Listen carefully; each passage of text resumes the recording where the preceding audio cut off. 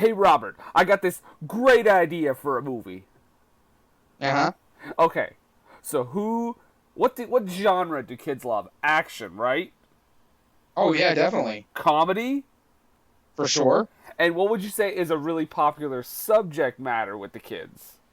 Oh, well, California. Everybody loves California. I mean, I'm from California, so I love California. Right? And what does everybody love to do in California? Rap and kill each other. Or I'm real listening. estate. Brilliant. Brilliant. An unexplored subgenre. I love it. I love it. Go. I'm listening. Picture this: Hmm. an older gentleman, Okay. preferably Harrison Ford, I'm listening. selling real estate, Hmm. and his best friend in the world, Josh Hartnett. Okay, he's hot right now. Good, good, good. He wants to be an actor. An actor who wants to be an actor. I'm loving it. Loving it. Well, exactly. So there's got to be a line where Harrison Ford thinks he's gay or something. Of course. I mean, it's 2003. We're perfectly fine with gay jokes. And we'll put in some subtle racism Like it, like it.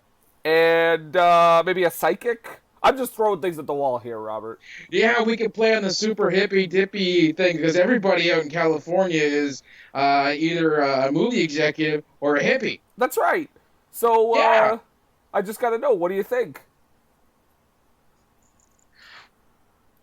I say green light. Yay!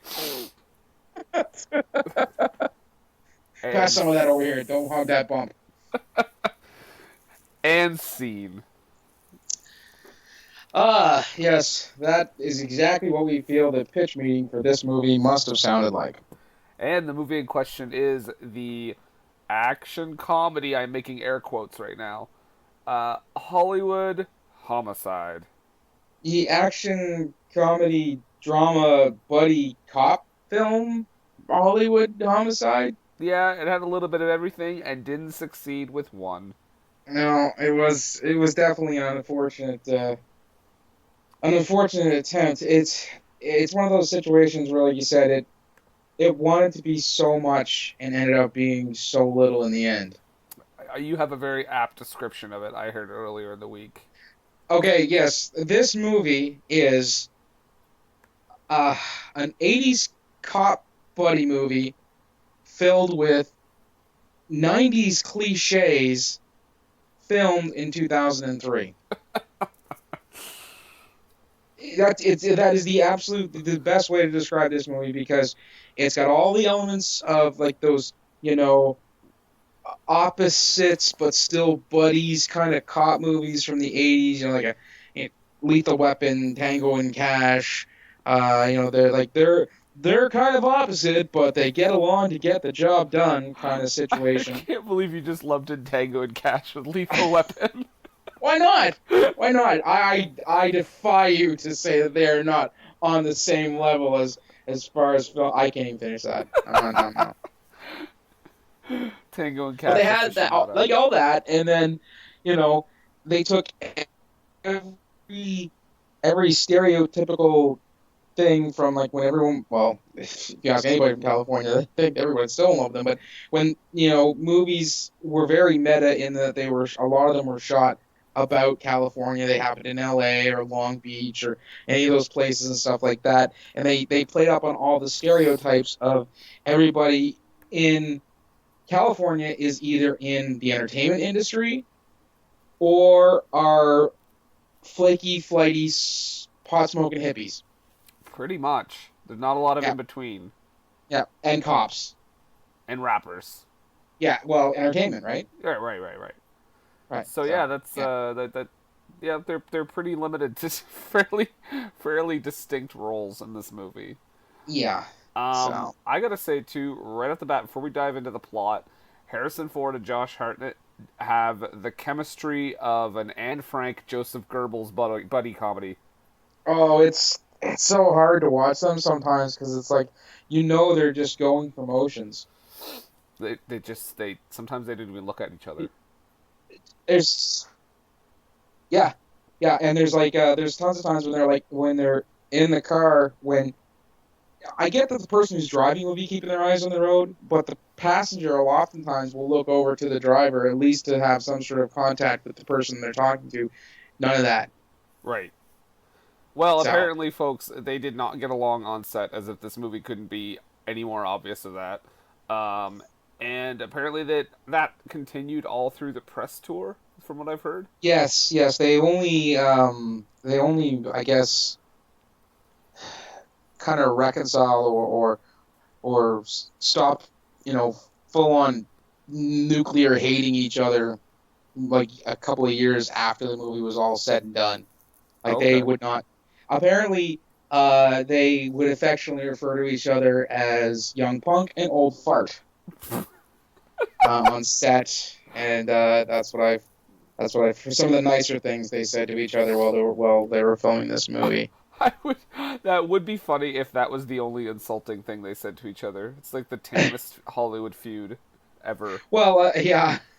But did you know that apparently the movie was originally they had wanted to have John Travolta and Joseph Gordon-Levitt as the leads in this. I saw that, and I really want to see that movie. I do too. That sounds way super interesting. Like, Although just it would have been like General's daughter era Travolta, so he might have been doing like all that stuff they were doing with Motown and My Girl with Harrison Ford. It would have been just John Travolta sings Motown's greatest hits, possibly. sounds terrific. Oh, fair enough. So we start at this film, and first of all, I'm gonna say the beginning of this is a really weird way to start a buddy comedy. I thought because Yeah, you immediately see Harrison Ford and Josh Hartnett together at a at the shooting shooting range. range. Yeah. Immediately. Now, now I may be wrong, but I'm gonna guess that in about 95% of buddy cop comedies, they do not start out as buddy cops. Not usually. Usually there's a whole oil and vinegar process in the first act where like I don't need a partner and he's your partner because you're a loose cannon. And incidentally, Keith David as the lieutenant in this movie, I want him to be every crusty lieutenant in every cop movie I see from now on. There's just something about that guy.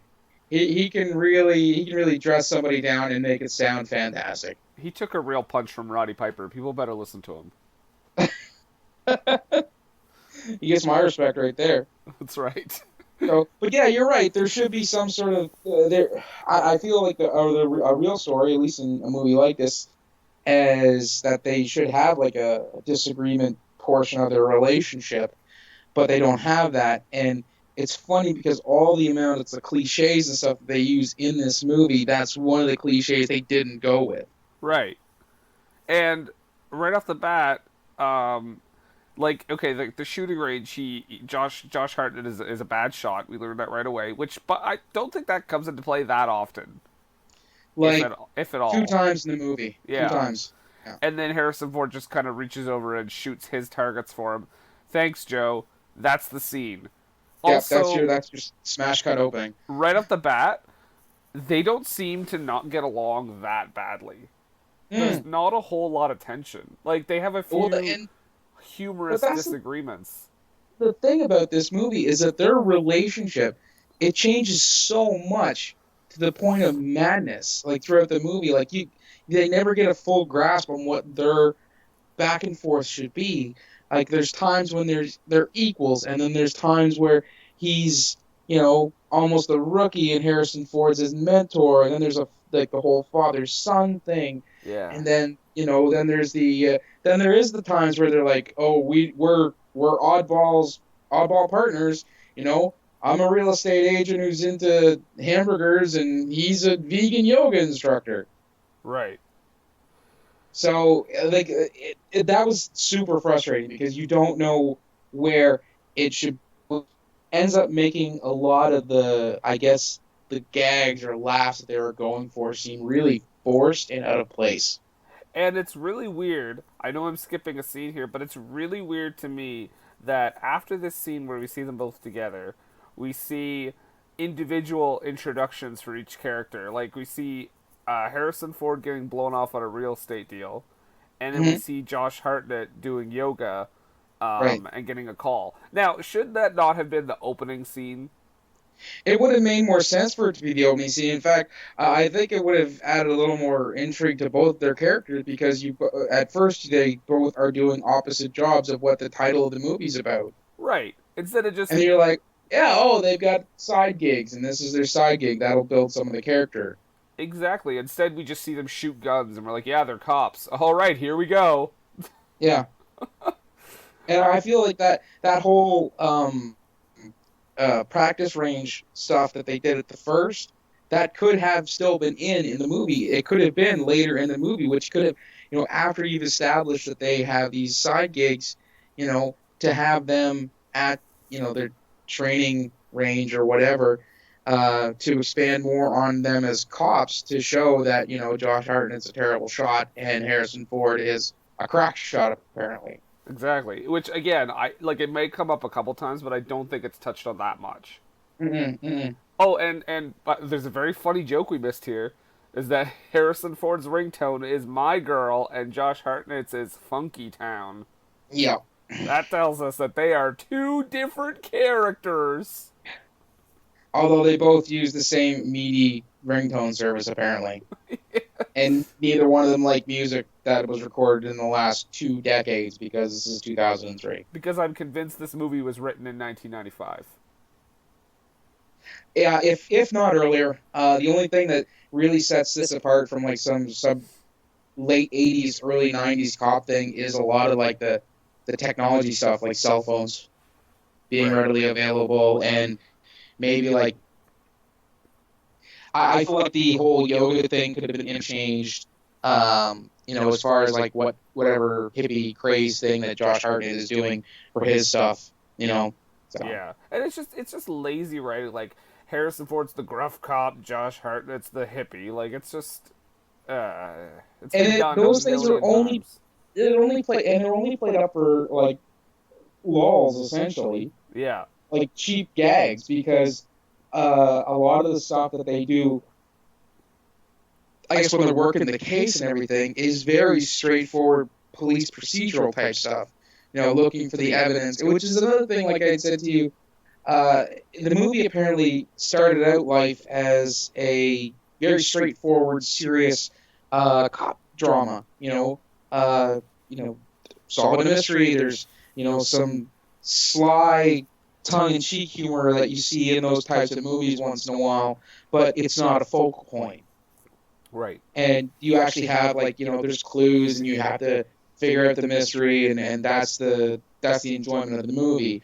Whereas it seems like there's a lot of elements in the movie that are like that, but they shoehorn in these jokes and these gags that are they're so out of place sometimes.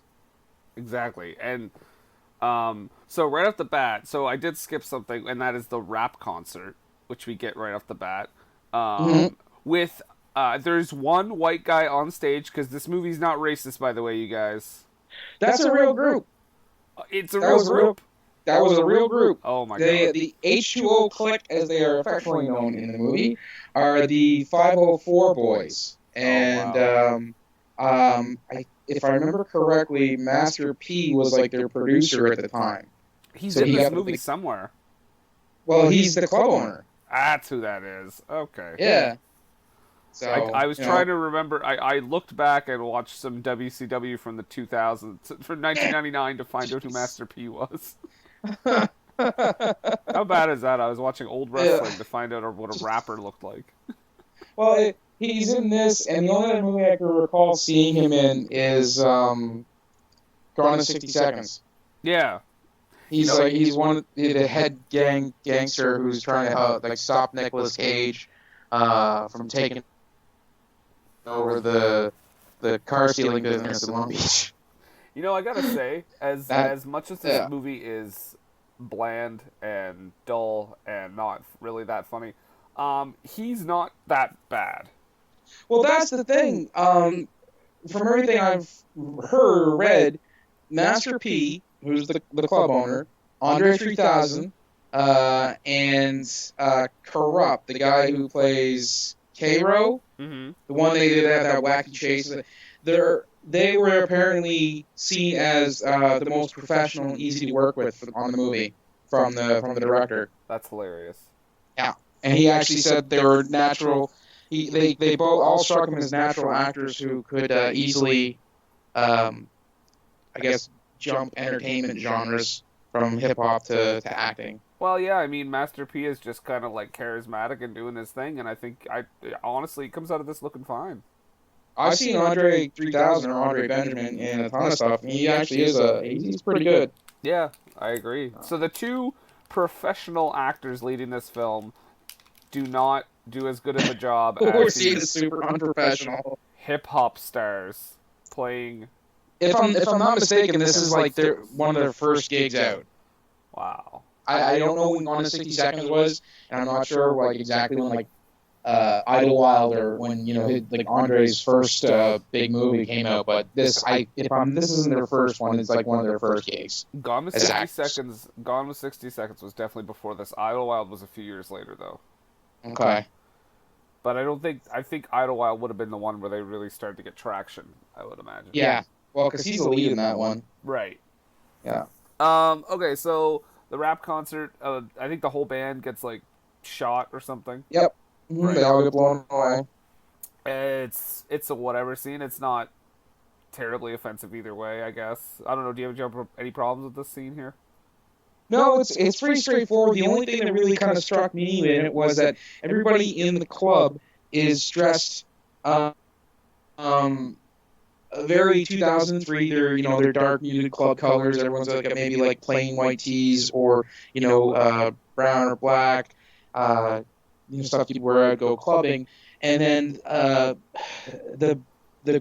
band on stage are dressed like some mid 90s rap group where they're like big bright colors, and it almost seemed out of place. Like I don't think that anybody trying to get a foothold in the music industry as rappers would be wearing the gear that they were wearing. But other than that, that's my only big complaint about that whole scene. Right, because we're told umpteen times that they're at the top of their at the chart. Well, they're just about to break out. Just about to break out. I think they're about to break out. They're going to break out. They're about to break out. Do you think they're going to break out? I heard they're about to break out. Yeah. I think they're about to break out. Mm. So okay, so they go in, and then Harrison Ford. You talk about the burger thing. He does that another funny joke. And it's a cliche that's shoehorned in where he's, I'm the detective, so I get to order beat cops to go get me my lunch. Right. And then Josh super picky. Makes his order, and bean sprouts on mine. Yeah, bean sprouts and tomatoes and cucumbers and a little mustard, and that's it. Whereas Harrison Ford wanted like a cheeseburger well done but it was like it was the pickiest of picky orders. And if you ever send anybody for anything, I mean, nobody sends anybody out to get something with a super picky order like that and expects it to come back right. Especially not on a crime scene. Yeah, exactly. I mean, you know what? I'm at the scene of a horrific homicide. 4 people were killed. There's someone peed on the floor. And you know what? I could really go for some nosh. Right? Like nobody does that. Harrison Ford's appetite just kicks in when he sees a dead body, it seems like. Oh. No, that's someone else get that. I'm the busy man, but my secretary will take that. That's Harrison calling right now. He heard about I wanted that burger, and then there was lettuce on it, and I didn't want the lettuce. Did somebody say, is there a dead body somewhere? Oh, God, I'm hungry. But, first of all, it's a crime scene. Right. Yeah, I don't think they're going to let people bring in, like, outside food or snacks to the crime scene. They don't even have, like, a common eating area. No. It's like, do your job, and then go take lunch. Right. Yeah, I've seen it before in, like, shitty cop shows, but for the most part, you don't see the detectives eating at the crime scene. Well, I've seen it called out on cop shows before. Where they're like, what are you doing? You're contaminating my crime scene. Right. So, yeah. And then even better, Harrison Ford. I just gonna say Harrison Ford is a terrible police officer. He Oh, takes he's the worst. a real estate call in the middle of a murder investigation. He takes a real estate call in the middle of everything in Right. this movie. But There is not a scene where there's supposed to be high tension and he doesn't take a call about the house he's trying to sell. and we'll get to the worst example of that later. Don't you Yeah. worry. Um, but So yeah, after they're done at the crime scene there, they go to the police station, right. which, man, I don't know, man. It seemed to me that the police station seemed really, I don't know, Minnesota. Like, it didn't seem like what you would expect a Hollywood police department or, LAPD portion of the Hollywood police department to look like. There were signs hanging up that were like wood etchings or burnings. It looked like a real, almost, it looked like almost like a country, or sheriff's office or something like that. If it was a big sheriff's office. I wonder if they filmed it in Minnesota. They get all that B-roll of California and then they shoot all the majority of it in Minnesota. That'd be great. Guys, we're gonna shoot it in Minneapolis. Yeah, that looks like LA, doesn't it? Oh yeah, palm trees everywhere. Oh, But and the good. Go ahead. No, go ahead. I was just to say the good thing about that whole scene was the cameo from Eric Idle. Yes, that was the only thing I liked. I actually have a note. Him as a celebrity was the best bit of comedy in the movie with legitimate spot on timing. Right. It was Like where they're booking him and he's like, I was not solicitation, I was researching and it was research and research is not solicitation. I don't have to pay for sex. I've never paid. And they walk past like a row of hookers. One of them says, "Good evening, Erica. I've never paid for sex in my entire life." Like really good timing and a nice little bit of business. But I mean, it was the brightest spot in the entire movie as far as gags go. Although I have to say, it was a very funny cameo, and I enjoyed it. And it was almost like it was pulled from another movie. But is that really like for a Hollywood celebrity to have in that part as a cameo? Was Eric Idle really the most obvious choice? It seems like an odd choice to me. Yeah, I can't think of him being in anything really big happening at the time. But I mean, I suppose if you want a quick bit of comedy to work with. To work right, a guy from Monty Python is a good way to go. Yeah, it was funny. Don't get me wrong. I just think the way in which he was placed as a Hollywood celebrity just was odd to me. Yeah, but it's all good. No, I get it because it's really good. Like I said, it was a funny bit. I almost have a feeling, and I don't know if this is when it happened. This may have been before that, but Hugh Grant, I think they may have been referencing Hugh Grant because he's British. Oh, and had that happened recently at the time, or was that long ago? Well, it had happened before this. I want to say it happened maybe a few years before this, but again, we're also speculating that this movie had most likely been floating around since the mid to late 90s. That's right. You know what? Because there's a lot of stuff like that in there. I am going to find that out while we're doing this, and I will tell you, and we will confirm the fact this movie was written in 1995. But anyway. So then, okay, so it's after this scene that they go to a bar, I guess. And this is... it's tough. It was tough to think if this was the scene, but this was the most boring scene of dialogue for me in the entire movie because Harrison lays it all down, just rambles about every fucking real estate deal he's ever done, like Portrait of Joe Gavilan. By the way, no one talks like that. I'm almost pretty positive that story or that rundown is at least 90% true story because Robert Souza, the guy who helped write it, he was an LA cop, and in the last 10 years of his career as a cop, he was also a real estate agent. and a lot of stuff that happens, not the actual meat of the story, but like the side stuff. Him trying to sell the house on Mount Olympus, which again, that's a real neighborhood in California, by the way. The thing with the script being left at someone's house, even the parking lot scene with the guy getting hold of the cop's gun, all of that legitimately like happened. They're kind of like war stories that he put into the script. So I'm almost positive that rundown is like a legitimate rundown of the stuff that he did as a cop, as a real estate agent cop. Okay, That's so a real estate cop.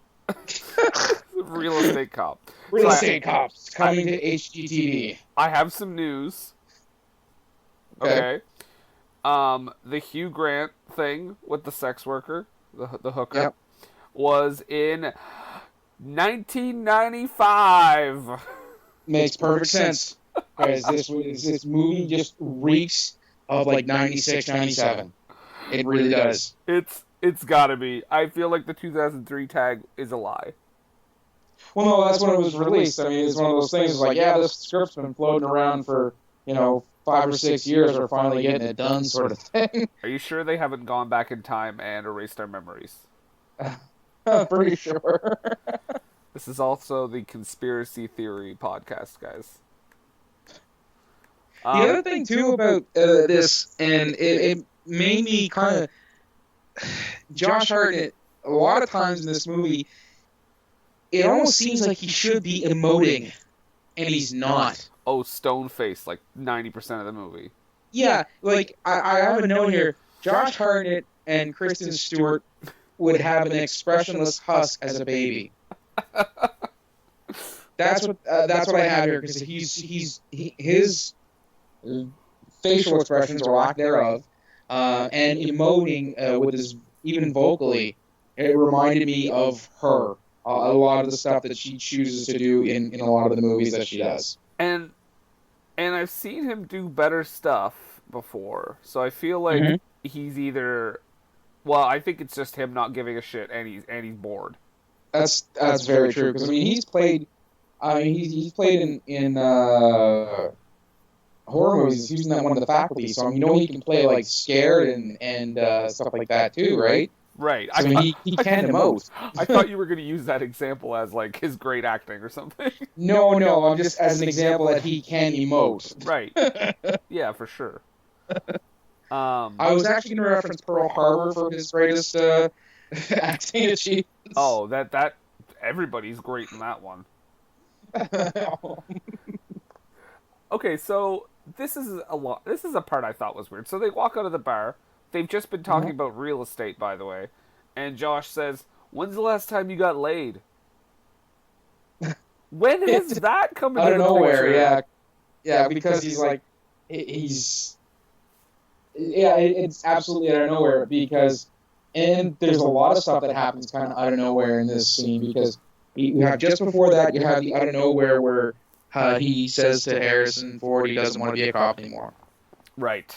Oh, rather than expanding or expounding on that, they continue the conversation outside, where Josh Hartnett asks him when the last time he'd been laid, and Harrison Ford says, "I get it, you're gay."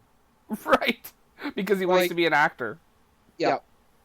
And I feel like this movie, again, that whole 96, 97 conspiracy theory that we're working here, it has to be, because this would have to be almost at the very end of the era when it was all right to have a joke like that in like a kind of a light buddy comedy. Exactly. Oh yeah, you never see anything like that anymore. No, it would have to be a pretty dark film for something like that to get past anybody, or people go, "Oh well, it's Quentin Tarantino" or something like that. He says stuff like that all the time. Right. This isn't something that you would see on like some popcorn flick. Right. And then, here we go. This is the actual... For me, I feel like part of this movie was written as a horror based on this next scene. Because Harrison Ford... We have a little miscommunication here. A little comedy bit. because Josh Hartnett sees Harrison Ford, what he thinks is Harrison Ford picking up a prostitute. But what it is an undercover cop played by Lou Diamond Phillips. And he gets opening credits listing for this. And this is his only scene. Yeah, he's in the movie for a grand total of like 4 minutes, and he gets opening credit over guys like Master P, who is in it a good portion of the movie. Like, is Lou Diamond Phillips that much of a name to get that kind of status? See, I don't even think he was even that big at the time. At the time, like his biggest claim to fame in recent years at that point had been like Bats. Oh, there we go. That's what it is. So, yeah, I mean, not to say that he's not a good actor, I'm just saying that he had made some different career choices at that point, and I don't feel should have gotten opening credits credit. It's almost like for he had what he did. a cameo to the point of almost no credit. You know what I mean? Well, it's like Eric Idle as the celebrity. I get it, Eric Idle's in it. That's fun. I notice who he is. I know who he is, and his name will be in the end credits. But it should not have been. It would not have been in the opening credits. Right. You No, know? if I had seen Eric Idle's name in the opening credits and then he had that cameo, I think I would have been upset.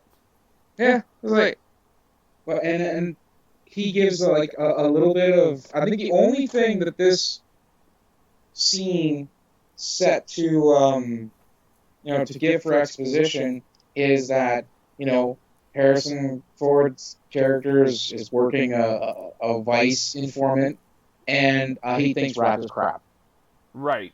Yeah, they talk about that. They're like, I don't get that music. Yeah, me neither. Someone writes that stuff.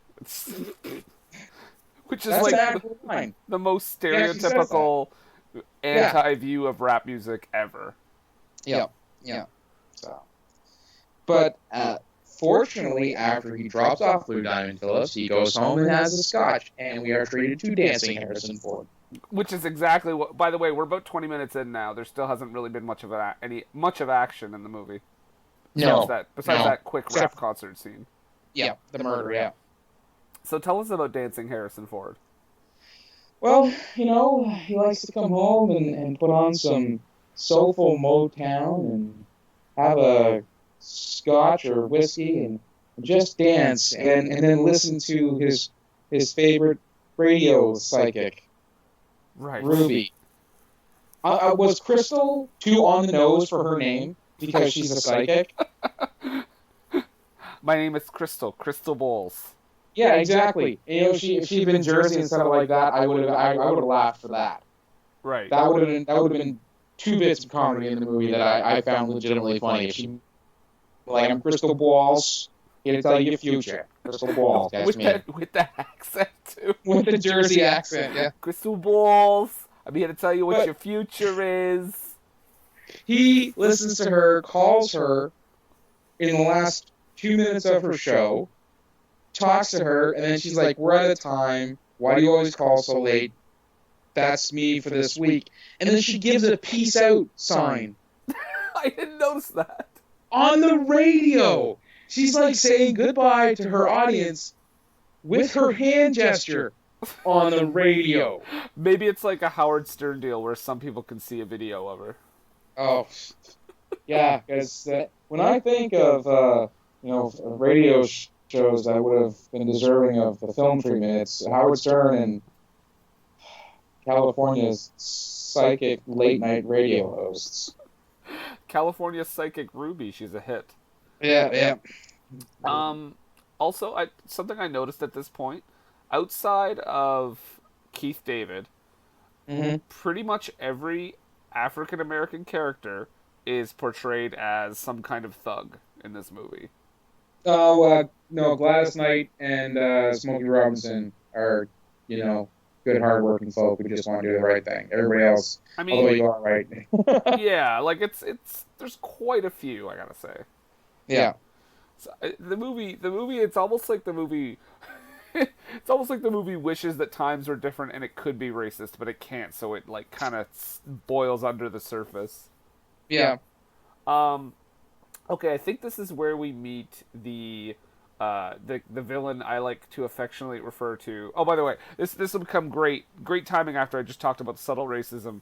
But this is the villain known as Schlubby Jew. Played by I don't know. Dwight Yoakam. Is that who that is? You're talking about Sartan's Head of I security. guess yeah, with the bald guy, not Right. shaved bald, but balding guy, kind of paunchy, looks like almost like Dan Castellaneta. He looks like shit in this movie. It's Dwight Yoakam. Oh my god, he looks awful. When I saw that, I was watching this movie last night with my wife, who does enjoy the country and western music, and I pointed at the screen. And I said, "You see that guy right there?" And she goes, "Yeah." And I was like, "He's Honk Dog Man." I hear he can't seem to stop. I think he loves to give girls a whirl to the music of an old jukebox. But when the money's all gone, he telephones, says, "Hey, hey, mama, and your daddy come home." Thank you. Thank you. Beautiful. But this is the first time I'd seen him in a movie, and I was unaware that he was that unfortunate looking. Right? That's why when you said Dwight Yoakam, I said, that's the furthest thing from my mind when I saw him. Yeah, no, it's Dwight Yoakam, and it's not the first movie he's been in. He was in Crank, so I feel that he deserves better than this movie because he was in Crank. Damn it! You know what? Crank is awesome. Crank is awesome. It's a legitimately good action comedy. It succeeds in those genres, whereas this movie fails so often. He's also in that Owen Wilson serial killer movie. Owen Wilson's serial killer movie. The Minus Man. Have you seen that one? I have not seen that. That is going on the list. All right, it's an interesting one. But but yeah, we get Dwight Yoakam. I guess we call him Dwight Yoakam. I guess Schlubby Jew, maybe. That's what he reminded me of. And he's handy with the 6-shooter. Country and western guy, handy with the 6-shooter. That's right. And first of all, I'm going to say I do not buy him for a second as a head of any sort of security unit. No, I thought he was like a lawyer. Right, that's what I thought too. I thought he was a lawyer at first, and then you come to find out that he's an ex-cop.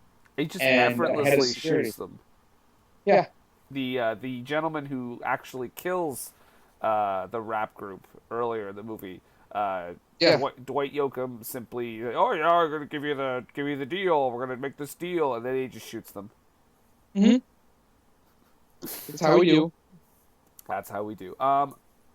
Okay, just give me 1 second. I'll be right back. Okay. For you. What? Okay. Okay. I thought you were like, no. All right, 1 minute.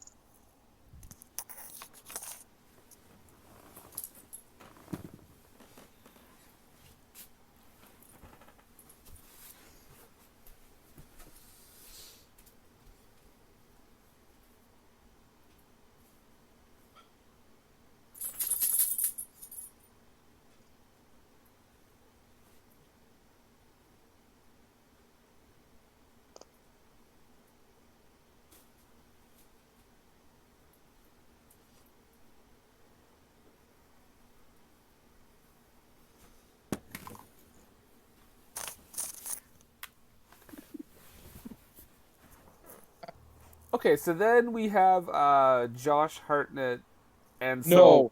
Oh no, we don't. Then we have a ton of B-roll, which this movie has. What's This B-roll of? movie has there's just so B-roll, like they're shooting like streets and locations of Los Angeles and Hollywood, just in case you forgot. Oh yeah, no, we're I'm in sorry. Hollywood. I should clarify. I knew what you meant by B-roll. I just didn't remember the specific B-roll at this point. Oh, at this point it was like the valley, and then we're showing he actually lives up in the hills. And it's like they're not actually showing his house; they're just showing the general valleys and hills that come with living in beautiful Hollywood, California. Also, can I make a suggestion? If both these guys are struggling financially, how about moving into a place that's not a palace? Yeah, both of them live in very, very nice houses. And I guess I get Harrison Ford if he's got 2 jobs and he's a real estate agent and stuff like that. but Josh Hartnett, he does yoga instructing by donation. Right. And Harrison Ford calculates it out to say it's some ridiculous amount, like, $4,800 a month or something like that. But it seems a tad high for me, especially where he's like, it's $20 a head by donation. And he can't do it every day because he's a cop. Exactly. But yes. Yeah, this is where then we get Josh Hartnett with a random girl, which is a running gag. Yeah, throughout the movie. It's funny because he sleeps with a lot of women. Is that the joke? Oh, yeah, he must be just riddled with chlamydia. Right. Just rife with syphilis and every other, because they never ever once talk about. He practically barebacks a chicken in a hot tub. Yeah. He doesn't even know her name. Right. He maybe that explains his pained expression the whole movie. He's just rife with syphilis and chlamydia, yeah. Sexually transmitted diseases. I say sexually transmitted diseases and not infections because this movie was made in 1995. We're gonna start a movement. Yeah. So then you get Josh. We get a first glimpse of his acting prowess as he practices yelling out Stella, which I guess was supposed to be funny too. Yes, because he wants to be an actor. He told Harrison about how they were doing. He had rented a theater and was doing scenes from Streetcar Named Desire. Could they have picked a more obvious thing for an actor, like yelling out Stella? Like that to me is just the most obvious choice you could make. Yeah. And I suppose there's a lot of stuff in this movie that's really obvious because there's not a whole. I don't think they wanted the audience to do a whole lot of thinking. It's almost like they couldn't commit to one or the other though, because when you have things like that, that are super obvious, like Stella, yeah, that's the actor's thing. But then you have other things that it's just well, why'd you make that choice? You know what I mean? It's they couldn't decide on one or the other. Yeah, and that's actually, I think when you get right down to it, that is the biggest transgression of this movie, is that it does not know whether it's coming or going. Right. Yeah. I believe the locker scene is after this. Well, again, we get some B-roll of him driving through the city. And I gotta say, this movie, you've got Josh Hartnett and Harrison Ford as the lead characters. They're running around as cops. It's got a crazy amount and good hip hop in the soundtrack. That really kind of early 2000s hip hop is it's just peppered throughout the entire movie. And it's got a good soundtrack. I will give them that. The tunes that are used in a lot of the stuff really matches up with, I guess, the vibe that they should have been going with. Right. But it's we got a good soundtrack, and then fall down on the actual making of the movie sort of thing. But then after that, then comes the locker rooms. Right, which I don't really get why their lockers are being searched. Well, because this is the first point of the movie where you're introduced to the idea that they're under investigation by Internal Affairs. Right. Oh, right, because, ladies and gentlemen, this movie has about 17 subplots. Yeah, and the cop's name is IA Detective Mako, which Benny Mako. Benny Mako. I almost feel like they mispronounced the name, or it's Sly, because sometimes I'm giving this movie too much credit, but because his name is Mako, which is almost Mako, and he's like a shark, that's a breed of shark if I'm not mistaken. Mako? And there's the way Mako. Yeah. The way it's spelled. It's almost like I'm almost positive it's a breed of shark. Yeah, you're right. It is. So, there's that, and then there's a lot of other stuff in the movie too. And I think I've got a couple more notes for like stuff that's later on where it's like, oh, I bet that was kind of a sly thing, and then I had to stop myself and go, there's nothing sly about this movie. I yeah, I gotta wonder if somebody did that, and then maybe the screenwriter did it, and then the director was like, "Oh, let's pronounce it Mako," and the screenwriter just said, "Yeah, fuck it." So then, you're introduced to these IA guys, and they're investigating Harrison Ford predominantly because you find out later that Bernie Mako has a hard on to get rid of Harrison Ford because spoilers, you find out that Ruby is Harrison's girlfriend, who's also Bernie's girlfriend, and a romantic triangle subplot. So yeah.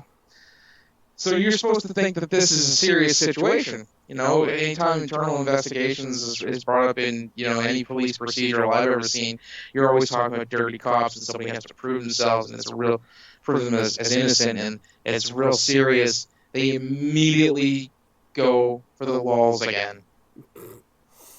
Right. It's like, oh, you open it. I haven't opened my locker in 10 years. I'm going to pause this because it's still recording, but Skype is frozen. So he says, you open my locker. I haven't opened it in 10 years. And then they open it, and it's like, oh, those shoes. I thought I lost them. I love those shoes. And then they have that exchange where he's like, do you ever clean out your locker? And they have Harrison Ford talks about how he was between cleaning out his locker and stopping crime. He chose the latter. Damn it. Yeah. Oh, did Frank did it? What? Oh no, I'm just saying. It's just the way he said it. I was like, I'm stopping crime. Damn it. Yeah. Damn it. I chose the latter. And then he's like, you got a lot of lip. He's like, I got a lot of lip. Yeah, you got a lot of lip. Yeah, I got a big nose too. Classic comedy. Yeah. So then they open Josh Hartnett's locker and they find all the Eastern religion Kama Sutra stuff. And they get a laugh out of that because those flaky hippies, right? Right, and why would he have it at work? I know. They take it out, and there's the Kama Sutra, and everyone's laughing, and one of the beat cops goes, porno? Yeah. And I'm thinking to myself, Josh Hartnett is just ready for sex at any given moment. Yeah. He just has those books at work. I'm guessing just in case a suspect comes in that he finds kind of attractive. Hey, or maybe in some sort of interrogation room. Exactly. Oh. Yeah, foreshadowing. Yeah. But and that's the thing, is like I said before, they named the psychic Ruby because Crystal was too on the nose. This guy's name's Casey, but because Randy was too on the nose. Because he's Randy and he fucks everything. Oh, God, that's right. I think the way stuff was shoehorned in here, I think everybody's name should have been a pun. I think they should remake this movie with the exact same cast. Oh, yeah. Let's get Roland Emmerich to direct it. And everybody's name is just the most obvious they can think of.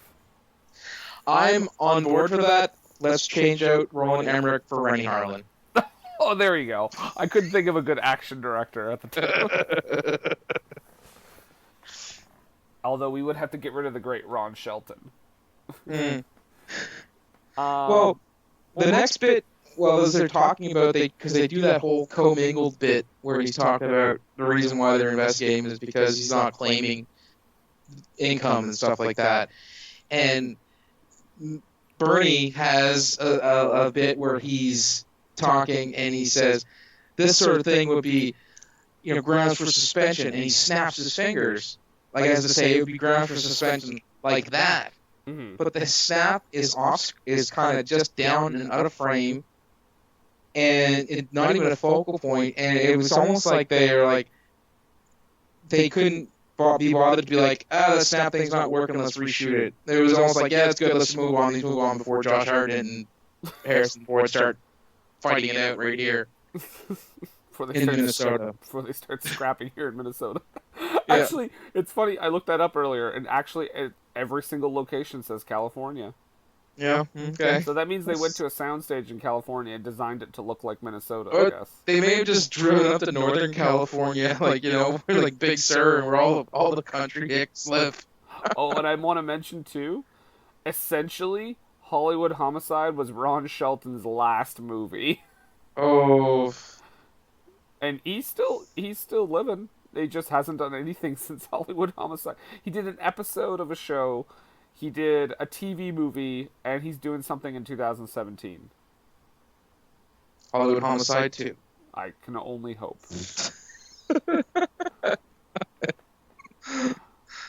Escrow Boogaloo. Let's get that Travolta Gordon Levitt one made. Yes, please, that would be great. And let's not decide on a genre till filming starts.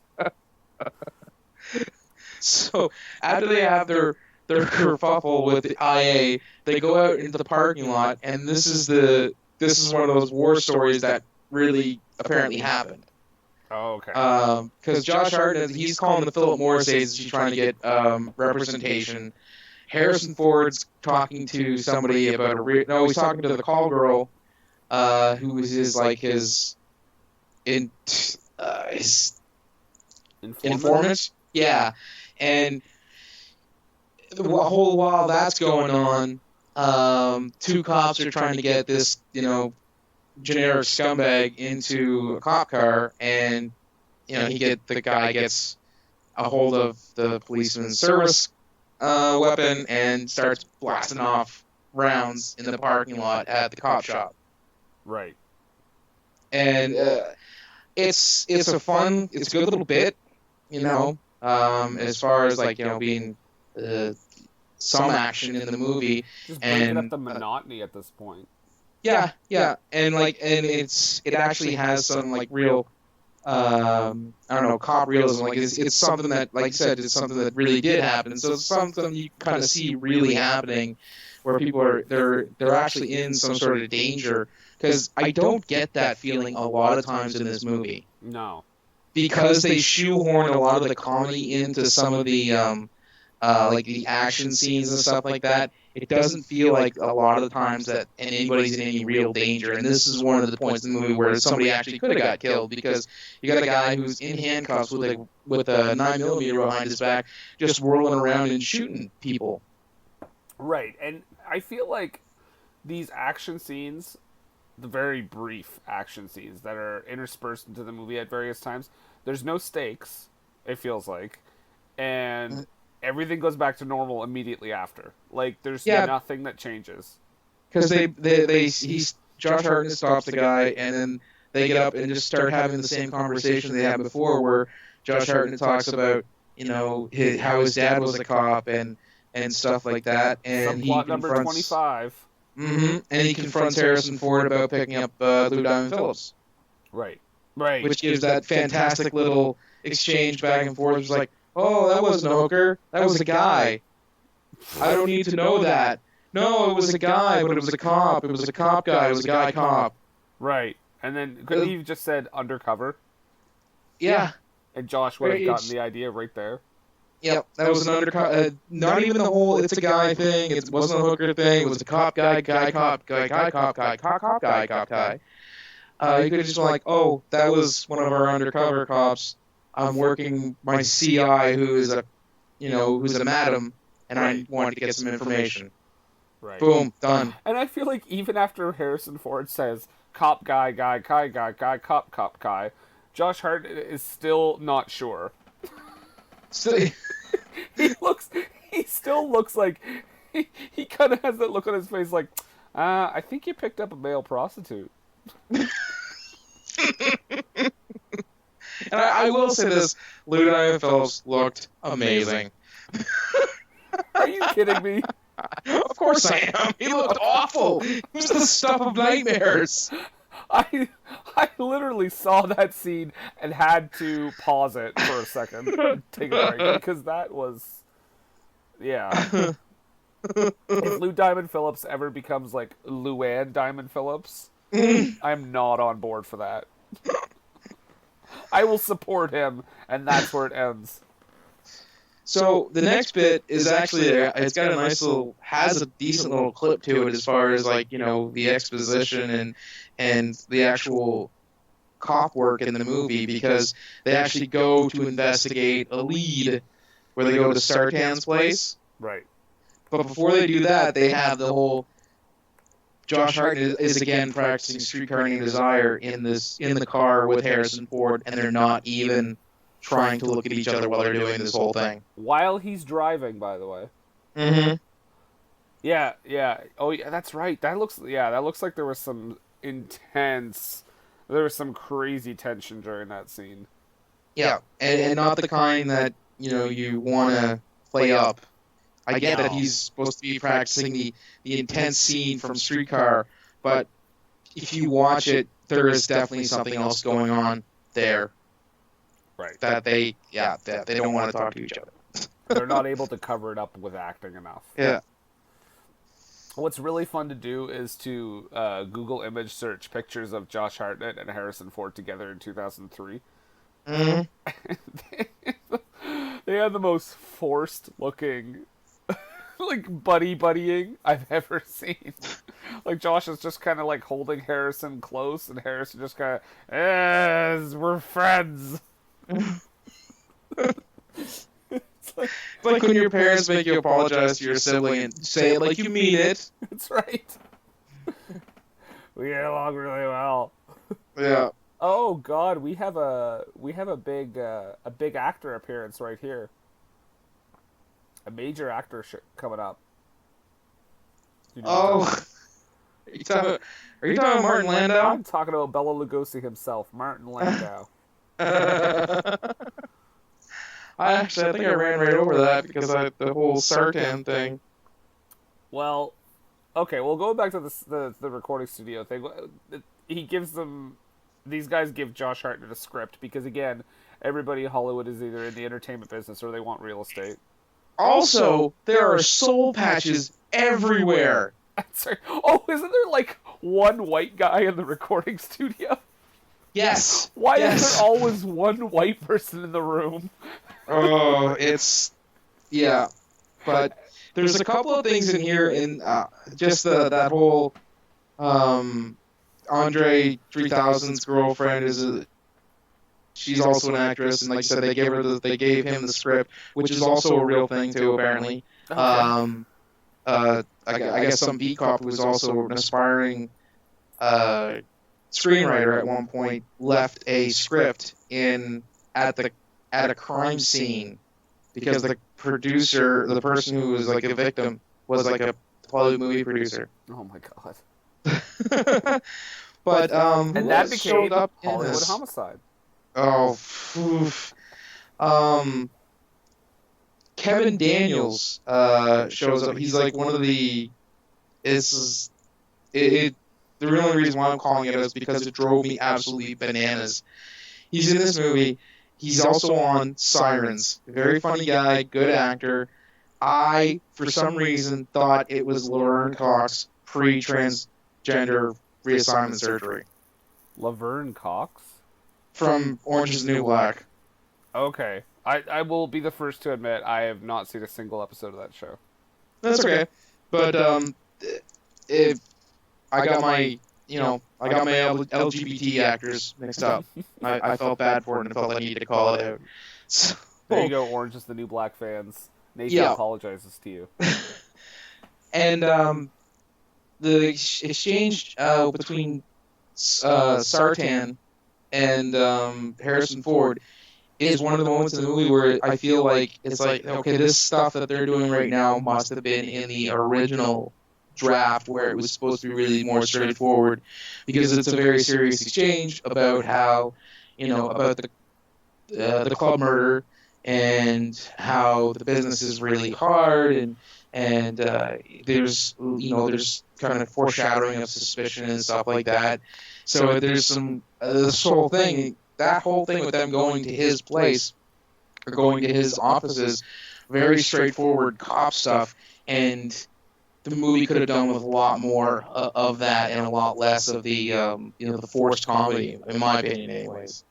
Yeah. And then Who's pick this one? is the next thing that comes up before we get to Bela Lugosi. This is the first time that the Josh Hartnett being a terrible shot comes into play. Oh, okay. Because the guys try to steal Harrison Ford's car, and Right. he pulls his gun, he thinks they're trying, and he can't hit them. He shoots like a stop sign and a lamppost and stuff like that before he finally hits the front tire of the car when he was aiming for the middle of the car to shoot the guy trying to steal the car. He was going to kill them. I'm 100% positive. I'm convinced he was going to shoot them in the face. Yeah, and they were repo guys. Right. I think they should have just gone with him shooting them in the face and then found out after that they were repo guys, just so he could have another subplot. Yeah. So then Harrison, they have the whole thing with Martin Landau and at his place trying to sell it. Oh and, my god, this real estate stuff killed me, man. Oh, I know, right? And he's like, "You have 48 hours to sell my house." And Harrison, Josh Hartnett is like, "Wow, these some crazy awards you got here." It's like, "Oh, I used to be big, kid. I'm not that big anymore." And Harrison, "Still big to me, sir. Like I said, you have 72 hours to sell my house." Classic. And it's like, yeah. And of course, while they're there, Josh Hartnett hits on his maids and stuff like that because he hits on everything in this movie. Right, because like I said, Josh Hartnett's just ready to fuck. All the time. DTF, Absolutely. 24/7. DTF. Uh-huh. And which brings us to the next point. He goes to the morgue. Oh. I was really surprised he didn't hit on a corpse. It's like, it's a shame she had some nice tits. I could have, yeah. You can see him scanning the room at first. I think he's looking for female bodies. And that's because Harrison Ford had to stick around to try to sell the house to Master P. Right. Because, hey, Josh, you go continue the murder investigation we're currently working on. I'm going to go work on my real estate deal. So they separate to do, he tries to sell the house, and Josh Hartnett discovers that the guys who were shot by Dwight Yoakam were the guys who shot up the club. And then they meet up again at the yoga studio. Oh. And because, Harrison Ford finds out where Josh Hartnett's yoga studio is, and Hartnett asks him, we're not even using their characters' name, I love this. Asks him, "How did you find me?" And he goes, "Well, I'm a psychic." And one of the few actual acting choices in the entire movie by Josh Hartnett, asked with serious and earnest look on his face, "Really?" Because he believes all this stuff, because he's hippy-dippy, right? Right. And Harrison Ford's like, "No, I'm a detective, stupid." I'm a detective, for Christ's sake. Yeah. Okay, Josh Hartnett is a horn dog, and I feel like he's very stupid. Because not only does he believe that Harrison Ford is a psychic, just from him telling him he's a psychic, but earlier he also still believed that Lou Diamond Phillips may have just been fucking Harrison Ford. Possibly, yes. And this is actually the point where you find out that Josh Hartnett has no comedic timing in this movie at all. Zero. None. Because Harrison Ford kind of says, this is related, Harrison Ford figures out that, he's getting 48 grand a year from the donations and stuff like that. And he's like, you got to do it for the sex. He's like, and all the parade of, Valley chicks leave and say great class, and they give him a kiss and everything like that. And Harrison Ford's got like this look of like, yeah, it's not about the sex, it's about the deep transcendental meditation that you're doing with this. And he looks to him, okay, at first it was about the sex. And then he talks about how like the benefits of yoga and stuff like that. And it almost seems like it should be played. This is one of the points where it should be played for comedic value, and it could work because he admits to being an insatiable horn dog, and then gets super passionate about yoga and the stuff that he's doing, but he flatlines it everything he delivers in this thing is flat. You can't tell at one point where he's supposed to be like mea culpa. I did this for the sex, but I got something bigger out of it and the spirituality of it, and he should be getting kind of amped up at that point. Nothing. Flat baseline reading the entire read. Yeah, he has the charisma of a wet sock. Yes, definitely. Oh, you know what? And then he goes home to screw a chick in his hot tub. Yeah, and then do you know what Harrison Ford? I've been trying to avoid this. I'm talking about everything that came before it in as much detail as possible, because what comes next is friggin' gross, okay? He has a sex scene with... It is the most uncomfortable thing I've ever seen. And then, okay, he puts on sunglasses and slowly eats a donut. I think we may have just lost Nathan. I'm good.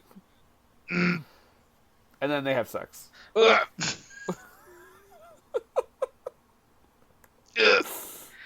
Which, yeah, I don't know. It was just, that's right up there with the Lou Diamond Phillips scene. Oh, that might be worse, actually. And the whole thing is, and the only payoff for the scene is that it furthers the IA subplot. Because I really want to see that wrapped up. Yeah, they get pictures of her leaving his house so that they can have, the ammunition for Bernie Mako. Right. At this point in the movie, I wrote down this note that says, I'm surprised that a movie called Hollywood Homicide is mostly about the music industry and not the film industry. I know, right? At this point, I was just like, what is going on? You get one movie producer played by Martin Landau, and Robert Wagner getting his hands in the cement in front of Man's Chinese Theater. Oh, that's another cameo I forgot about. Yeah, those are the only things that and Eric Idle being an offended celebrity. Those are the only things that are really Hollywood about this. This could have been L.A. This could have been New York. It could have been Motown. Minnesota, yeah. Any place where, the hip-hop scene is big. Is right. What we're getting at. Minnesota's got a huge hip-hop scene. Huge! Man, that's the West, the East Coast, West Coast, and you turn it upside down for Minnesota. Midwest. East Coast, Midwest. Midwest, yeah. Sort of land of the lakes, man. Land of the lakes. So we go away from the sex scene. We're not going to talk about it again until we have to again, because it happens again, which is gross. We go to Gladys Knight's place. That's right. And her appearance. Oh, also, I think before this, Harrison loses his deal with Bela Lugosi and Master P. Does that happen before? Wait a second. Bela Lugosi and Master P. Okay, that made me laugh. I would watch that movie. But yeah, no, I think this is before this. I think this happens before. But he loses the deal because he lied to both of them, like he lowballs them, and then they're like, we're out. I thought that came out later because I have a note here. It says Harrison Ford is real estating again. Oh, maybe. But he's always real estating in this movie. Honestly, I probably just wrote that in somewhere. Just put it out there. He lowballs them. It's a subplot that nobody gives a shit about. He lowballs them, and they get mad at him, and we'll move on. Yeah. So Gladys Knight. Okay, the thing about Gladys Knight showing up is I'm sure you're familiar with the film Jay and Silent Bob Strike Back. Of course. You remember when Mark Hamill shows up as the fake villain in that movie? Yes. To me, Gladys Knight's appearance was very like, "Hey kids, it's Gladys Knight." Well, because she does play a singer, a retired singer, and retired Motown singer. Yes, and it's funny because they give her, I don't know, they kind of give her shit about, it sucks that you were a backup singer. I always thought you were better than the person who you were backing up for, and it's Gladys Knight without her pips. I'm surprised she didn't just straight up say, "Y'all acted like a couple of pips." So they really blew it on that one. Gladys Knight, great singer. As far as an actor goes, great singer. That is the best line ever. As an actor, you are a terrific singer. Yeah. So she's there because she's K-Ro's mom, isn't she? Is it K Rose or K Rock? I don't know. K. I gave up on the names. I'd like to say it's K-Ro because of what happens next, and where he tries to row away from Josh Hartnett. Oh, what was that? This was the longest "Let's go for the lulz" scene in the entire movie.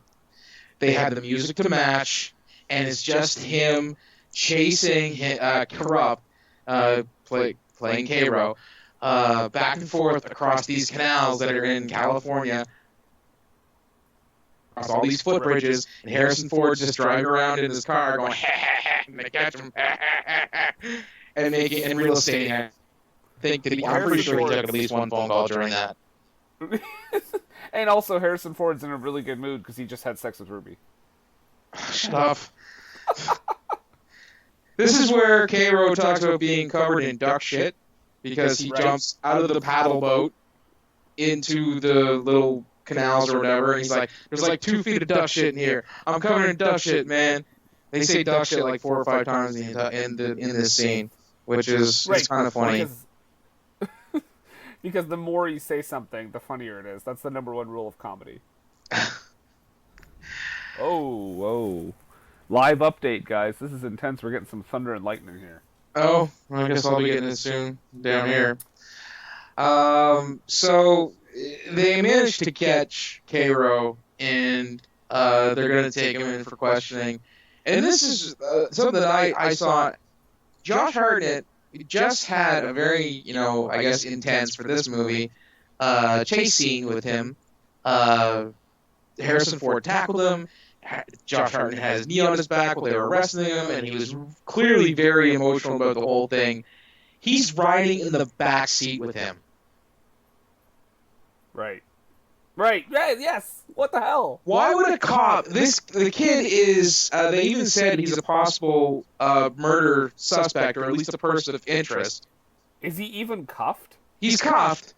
Okay. But when ever in the history of cops has a cop ever ridden in the back seat with a perp? Ever. And then we get the hilarious exchanges between them where Harrison just keeps telling them to shut up. Yeah, like I'm going to turn this car around.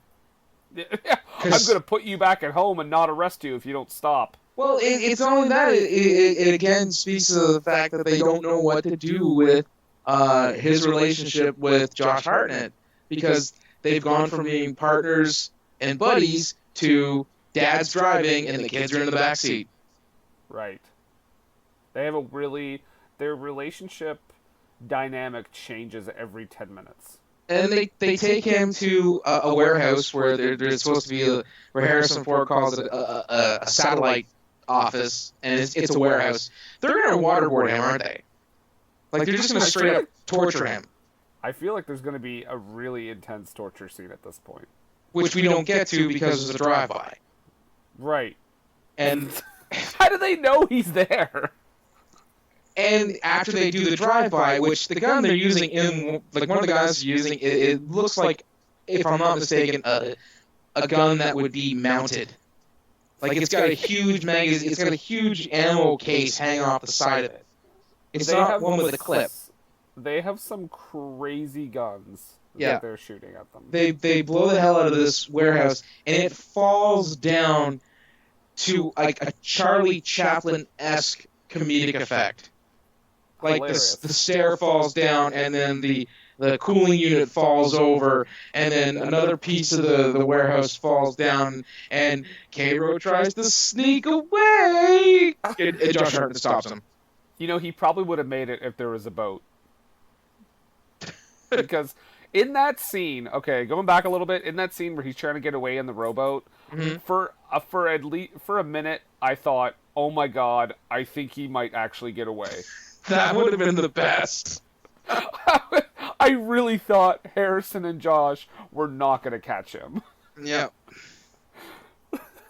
Then the last hour of the movie would just be them looking for him for the rest of the See this guy? He was last seen in a paddle boat. Yeah, foot paddle boat. Yep. Do you see him? They go to another bar. Oh, right. Yep. And they have the Harrison Ford sub from one of their visiting subplots about Josh Hartnett's dad. They go through his the file about his dad shooting, and they find out that Sartan's head of security was Josh Hartnett's dad's partner, who they think was in on the killing. And one young Bernard Mako is there. That's right. Now that we've just made the connection that, the IA guy, but whenever has Benny been short for Bernard? Wouldn't it be Benjamin? Yeah. If this guy had a shortening of his name, it would be Bernie. Right. Oh, yeah, because you were calling him Bernie earlier. I'm assuming because you remembered that he was Bernard. Yeah. Yeah. Because it's Benny. It's Benny Mako. They talk about his name all the time. Whenever he's brought up, it's Benny. And then when they get to this point, Bernard. I'm like, his name should be Bernie then. It should be whatever. Clearly, there was no script supervisor on this movie. Yeah. It's like when it's like in Over the Top when his name changes from Lincoln Hawk to Lincoln Hawks. Hawks all the time, yeah. And this is the part where Josh Hartnett again is trying to emote but can't. Right. So what is going on? Rather than have him emote, they show him alone in the gun range, blasting off caps, like 2 clips worth of caps. So you're thinking, oh, he's studying, he's going to become a better shot. This is going to be like a character push or an arc for him, and they're going to show that. They never show his target. No. They never show his target to show that he's gotten better as a cop, or this whole thing has focused him so that he's going to be an excellent shot. Right. Like, he's just going to blast off some caps and then we're going to cut away from it. And then, I don't even remember that scene. Well, the only reason why I remember it, and I'm using it to stall, because we have the gross mom and dad sex scene coming up again. Oh, Harrison Ford and Ruby have sex again. I was watching this last night. I said to my wife, I was like, this is not erotic at all. This is like watching somebody's parents. That's right. And she was like, oh my god, you're right. I got her. That example you said is not erotic? Oh.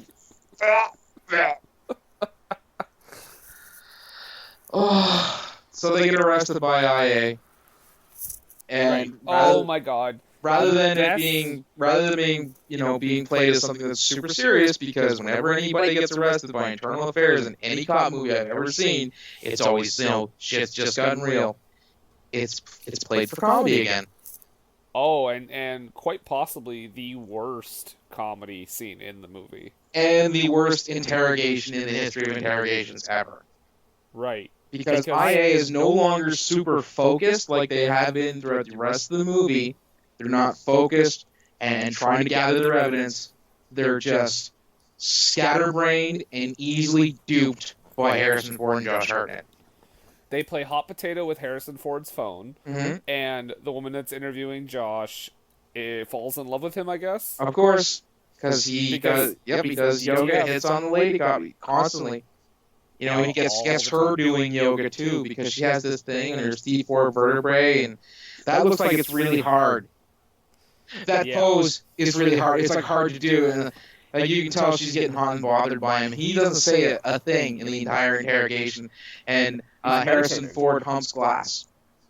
Right, Harrison Ford does his little, and you know it. Yeah. From the trailer, guys. Yeah. So you finally get to see that moment here. I know you laughed really hard when you saw it during the trailer.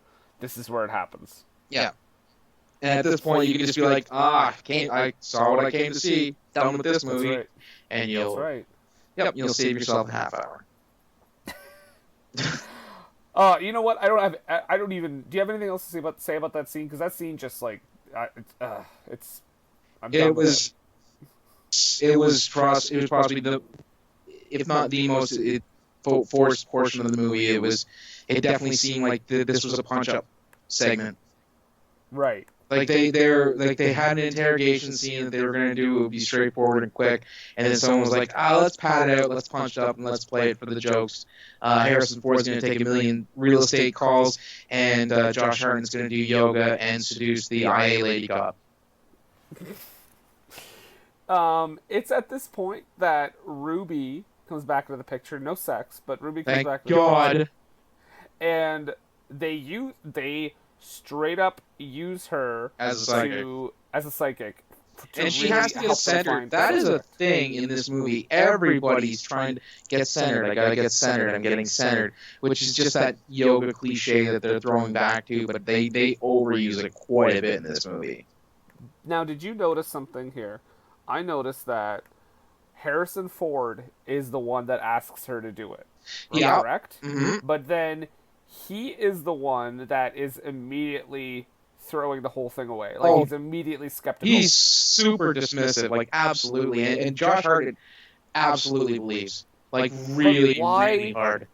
But why have Ford be the one that makes the decision to get her to be their psychic? Yeah, if he's going to be so dismissive about it. Right. That makes that's weird, lazy writing. Yeah. And this is 85 minutes in.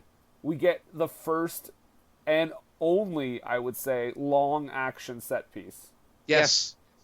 85 minutes, guys. Because this whole thing, this is the final kind of confrontation. Right. Because there's so much hilarity in this. She cons them into taking her down to Rodeo Drive so she can go shopping. And I didn't know this. I did not, and I just noticed it when I was watching it. Rodeo Drive is just up from a street in that neighborhood called El Camino, which is literally the road. So I want to know if that is a street or if it's an avenue, because if it is, that is a misnomer. And it also made me feel like Manos, the Hands of Fate. The hands of fate. Where are you going? To the road. What road? El Camino. Yeah, what Camino? No, El Camino. Right, the road. The road? Yeah, El Camino. It's very Abbott and Costello. Road. Yeah, exactly, the road. And, because she's down shopping on Rodeo, they spot Dwight Yoakam and Sartain just driving. Just hanging out. Yep. And they decide to give chase. All this detective work, and the way they find them eventually is that they're just kind of there. Yeah. And the thing is, he doesn't see them. No. They see him. And rather than go, let's creep over to our car and slowly follow him, or let's creep over so he can't see us, they're like, hey, stop! It's him! Yeah, they couldn't have and been they're like, oh shit, the cops see us, let's peel on out of here. Like the worst, least covert cops in the history of cops. And at this point, I'm like, if they had trouble catching dude in a rowboat, this movie's going to end with them getting away. Well, no, it begins with a Dukes of Hazzard type car chase. Mm-hmm. Because they do what Josh Hartnett gets in his Mustang and with Harrison Ford, and they do a ton of stuff, including Harrison Ford Dukes of Hazzarding himself into the convertible Mustang. They have this huge stunt chase, which they do a nod again to the OJ chase because the helicopters are following a black SUV instead of a white SUV. Again, 1995. Yep. Yeah, I'm actually starting to give credence to that conspiracy of yours, because they do that, and then this whole thing made me think: don't personal cop cars, like, at least in the movies on television, a lot of times you see them. They may not have like a a rack of lights mounted to their car. But a lot of times they'll have the little blue light that they can put on and a siren announce system in their car, so that if they're in their personal car, it can also double as a police car, so they can notify, signal that they are cops and you should stop them. I think they have to, don't they? He doesn't. They never once use a blue light. Like this whole chase could have, a lot of the traffic, at least they run into, may have been solved by the fact that if he had one of those blue little lights and a siren to run while they were chasing them. I gotta say, too, that the news chopper was one of the most annoying parts, because they were basically just telling us what we were seeing. Yeah, and the whole thing was just seemed like a nod to, like, California again. I gotta love that line. This is more drama than we've ever had in Hollywood. Oh. We don't know who the good guy or the bad guy is. Yeah. See, that's why they didn't include the siren, because they needed to get that line in. That makes some sense. Yeah. Well, it doesn't make sense, but that's why they wanted to get the line. They got the line in. At one point, and I want to make sure that I might have misheard it, I think Dwight Yoakam called Sartain a twat, but I'm not sure. A twat? He's like, he called him a twat. He's like, I can't believe they won't stop chasing me. And Dwight Yoakam, his head of security, goes, it's like, you just committed 3 felonies. Twat. So, his character, of course, Dwight Yoakam's character, Jewish schlub, Yep. called a African American man, Sartain, the big baddie, a twat. A twat, yes. A British term for an insult. Right. Who wrote this movie? Did they get one person, like 3 people, one person from like a different country to write this movie? Well, the people who get the screenwriting credit are the director and the guy who was the consultant on the Kurt Russell movie Dark Blue. Oh, wonderful. So there you go. And then of course, there's more chase scene, and there is a cliched damn boxes thing where Josh Hartnett has to plow through some cardboard boxes. No real damage or anything on the car after the stunts are done. Like you'll see the damage from the stunt, and then when they cut to another angle or something of them chasing, there's no damage to the car at all. Well, they do wreck the car eventually. At the end, yeah. But up until that point, every time there be some damage, you cut back and there's no damage on the car. Right. And because, yeah. No, go I ahead. was just going to say, this leads into one of the worst examples of police work I've ever seen on both cases. Well, first of all, we'll get to the first one, which is Josh taking a car. Oh, let's before we do that, we still haven't gotten our gratuitous cameos in yet. Because this is where Robert Wagner's getting his handprints in front of Man's Chinese Theater. And I gotta say, it's about damn time. Right. The guy who's giving doing the ceremony he plays himself, I don't know his name, but he starts giving the history story of the handprints in front of Man's Chinese Theater, which is not how it happened. I looked it up, okay? Don't ever accuse me of being lazy in that regard. I looked it up, that's not how it happened. And there's also an ad for Triple X on the side of the Man's Chinese Theater, because apparently that was coming out while they were filming this movie. Wait a second. Vin Diesel movie. Triple X was coming out in 2003? I guess. Maybe it's not 1995. Yeah. But there's that, and of course throughout the whole car chase, when they're stunting like the Dukes of Hazzard, Harrison Ford is making his real estate calls. Right in the middle of the big climactic chase scene. Mm-hmm. Mm-hmm. And I would have thought to gain this film a little bit of credence, to give this scene a little bit of credence, you would have had the real estate call stop so that people are like, oh shit, this is actually the intense action scene. This whole intense action scene / comedy bit was one of the parts of the movie where I felt the comedy was really out of place, like very much so, because there's so much stuff going on.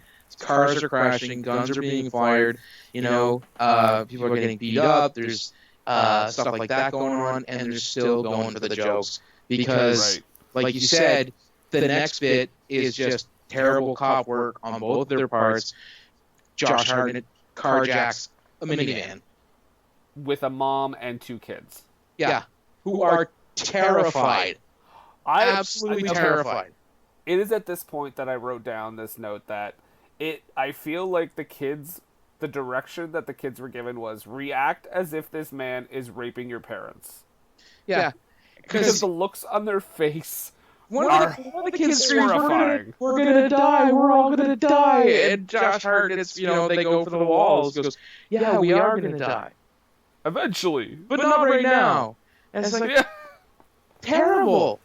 And then why would you have that speech? Yeah, why would you even be focusing outside of saying, shut up, I need to concentrate?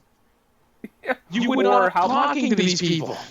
Or even, no, you'll be fine, like something. Yeah. And then, of course, Harrison Ford steals a girl's bike. That's right. and as he steals it, he has a great line. I believe it goes something like this. Ah! Yep. I feel like he had an actual line there. Harrison forgot it and just growled. Just growled and stole a pink girl's bike. LOL. But his bike chase doesn't last for too long because he runs into a cab, and I made my own funny here, so he gets smoked by Smokey. Because it was Smokey Robinson's driving the cab. Wait, what? Is that another cameo? Yeah, Smokey Robinson. Yep. I did not notice that at all. Yeah. So, who is probably actually diligent at his job, unlike everybody else in this movie. He hits the meter when Harrison Ford takes the cab. That's right. The cameos in this movie are so incredibly random. And yet, again, like you said, very few have to do with actual Hollywooding. Right. No movie industry, music industry. Right. Yep. It doesn't... So, I don't have a lot here because they're just kind of shooting at each other. Well, because everything else for the next little bit is goes back to Josh Hartnett traumatizing the kids. He's lolling with the real estate on his cell phone. They go back to him traumatizing the kids and driving through the Hollywood backlot thing. Like he crashes through what is supposed to be. Oh, we're gonna hit that wall, and they crash through, and it's like a flat, like a fracker flat that he just drives the truck through, and which leads to the confrontation between Josh Hartnett and Dwight Yoakam. Right. Which is the second and last time the whole bad shot thing comes into play. After Josh Hartnett displays his acting chops, or Josh Hartnett's character displays his acting chops. Yeah, Josh Hartnett, the actor, never once displays his acting chops in this movie. Yeah, because he begs for his life, and the guy's like, Dwight Yoakam, schlubby Jew, is saying, your dad was a good cop. He didn't beg for his life, and Klepto didn't beg for his life. He ran. You can run, can't you? And then, of course, they tussle, and Josh Hartnett gets the gun, and he thinks he's going to cap him, and he shoots at him, and he misses him, but he doesn't miss him. What should be like center shots, he ends up shooting his arms and his legs and stuff like that. And my wife noticed this. We think that Dwight Yoakam may have pooped himself during the, at one point, he's writhing because he's shot, right? And he moves, and there's this nondescript pile of soft garbage, which looks like, diarrhea or something behind him. And I think it was just a happy coincidence, but it looks like he dropped a load in the alleyway. Okay, I wasn't sure if you were going with the angle of his character did or Dwight Yoakam literally shit himself during that scene. Yeah, depending on what kind of day it was, you know. Yeah. Could have been. He wasn't too regular that day. Yeah. So Josh Hartnett catches him, and then we have Harrison Ford and Sartan on the rooftop. Because this is where they say we don't know who the good guy or the bad guy is, and I've never seen such drama in Hollywood before. Great line. Yeah. And here's the thing, I feel, of all the crappy stuff, the jokes and stuff they made throughout this movie, they missed opportunity for this movie. No one said, biggest fan. Because they're fighting on on a rooftop near like a cooling system, and there's like all these huge fans there. I feel like a terrible dad joke could have been had there, and they just let it fly right by them. Yeah. And the fight is awful. Mm-hmm. There's at one point where I'm pretty sure the fellow playing Sartan actually steers Harrison Ford to come at him, like pulls his shoulders, like, no, you're supposed to hit me here.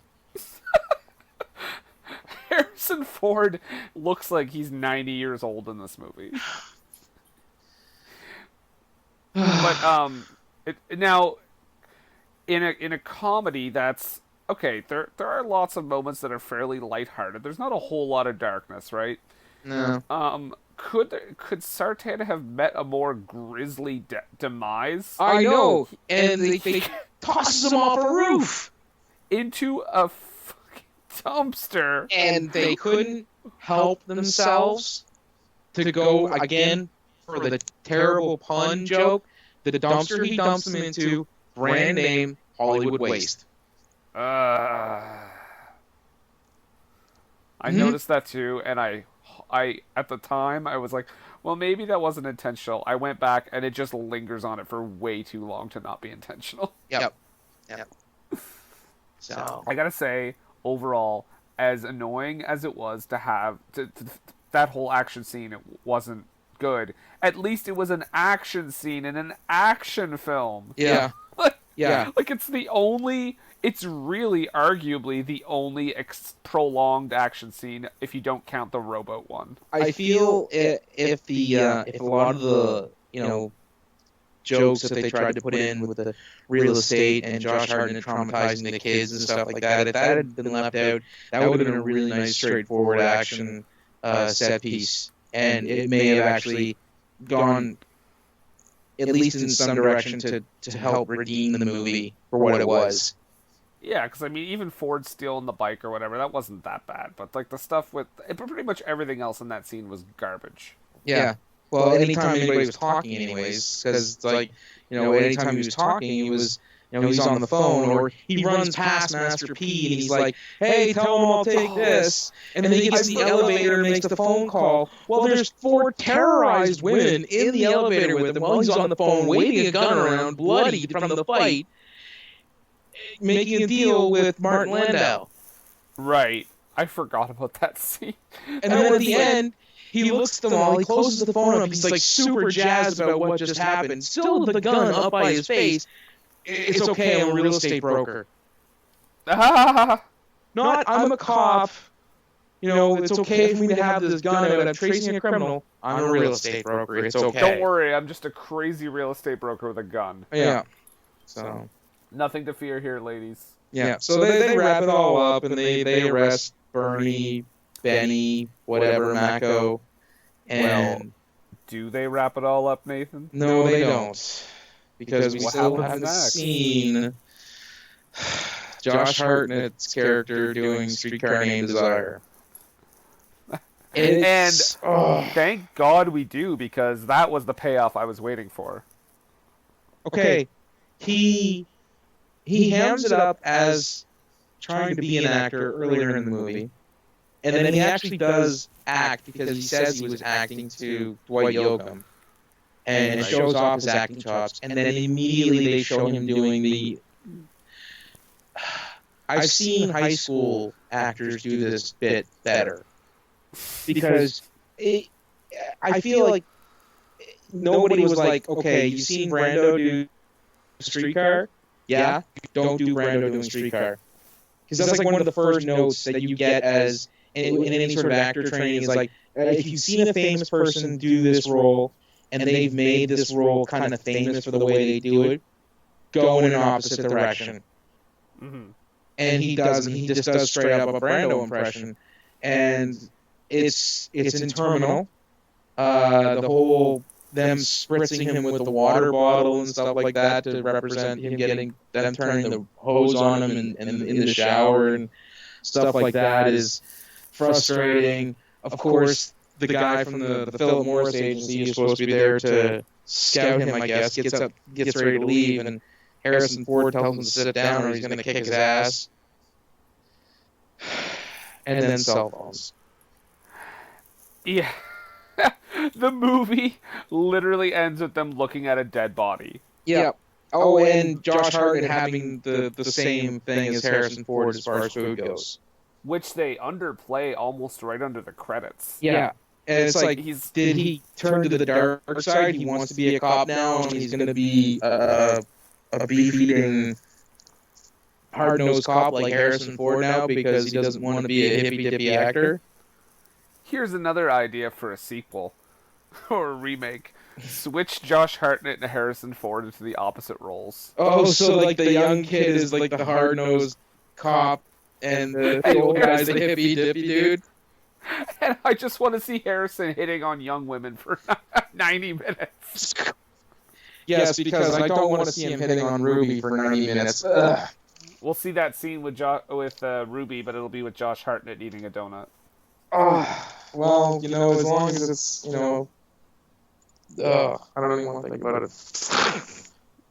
So, it's a terrific film. Oh. Okay, no, this one was actually... painful to watch. Well, I'll give it this. It was breezier and easier to watch than Kiss Me to the Venom of the Bark. True. But I think that's only on an aesthetic level because it didn't, you know, it didn't look like the way it looked. Like, Kiss Meets the Venom of the Park is a 1978 made-for-TV movie, and the video cassette copy you get looks like that, and it's hard to watch in that regard. At least this had some production value to it. It didn't have a whole lot of, like, you know, writing or acting value to it, but, you know, they were in California, it looked pretty, and, you know, the set pieces were nice. Oh, did you know that SWAT and the Italian Job were also being shot in and around the same area at the same time while this was going on? I did not. Yeah, so it was a popular area of town for that year. SWAT is also not a great movie. Well, it's not to say the Italian Job's all that great either. That's true. Yeah. I wanted to mention too, the budget for this movie was $75 million. Really? It made, in the U.S., or maybe this is worldwide, it made $51 million. Oh, that's rough. $75 million for this? To be fair, they shot in California, first of all, and the ridiculous amount of cameos, and the fact that everybody who is like kind of in this movie, as far as like main character and even secondary main characters, are kind of somebody. You know, FP's in it, Andre's 3000. I was thinking that David's in it. I was thinking that Lou Diamond Phillips and Robert Wagner bankrupted them. And you know, that is a theory to be positive because that's a possibility. Right. I was surprised Robert Wagner didn't get the opening credit for his cameo. I'm surprised he didn't get above the title credit. Oh yeah, Josh Hartnett, Harrison Ford, and Robert Wagner. Right. Starred in Hollywood Homicide with Eric Idle. And Lou Diamond Phillips. Right. I think it'd be hilarious if someone made a poster of this, but it just had like Lou Diamond Phillips, Eric Idle, and Robert Wagner on the poster. Speaking of the poster, did they just not look interested in anything at all. The Right. poster, it almost looks like they're like, yeah, movie, whatever. Yeah, it's make it happen. Movie. Mm-hmm. Yeah, they don't look like they want to be there at all. No, not at all. So with that being said, this was a slog to get through, but not as bad as the Kiss movie. But we do have an announcement for the next movie, and Nathan, why don't you set that up for us? The next movie, while it may be questionable in regards to its storytelling, it is not questionable into the fun you will have watching it. We will be watching Judgment Night with Emilio Estevez and Cuba Gooding Jr. while they were still box office draws. Dennis Leary is in this movie. Jeremy Piven is in this movie. Stephen Dorff is in this movie. And Dennis Leary is a gang leader with Everlast as one of his right-hand men. That's right, Everlast from the House of Pain is in this movie. So it is going to be fun till the daddy takes the T4 connection away. This sounds amazing. That's going to be on September 27th. That's 2 Tuesdays from now. And if you want totally Tuesday, and this is live. If you want to check it out, I found it. It's for free on YouTube. Just go in, search Judgment Night full movie. You'll see it's there. If you want to watch it, check it out, and to see what we're talking about, you will not be disappointed. This early '90s,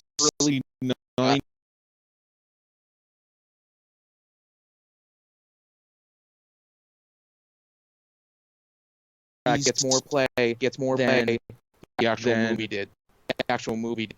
So it's free on YouTube, and now actually, guys, I'll put the link right underneath. So you just click right on that link, look at the full movie for free on YouTube, and we will be talking about that in 2 weeks' time. And as far as Hollywood Homicide goes, man, Brendan, what were they thinking? Man, what were they thinking?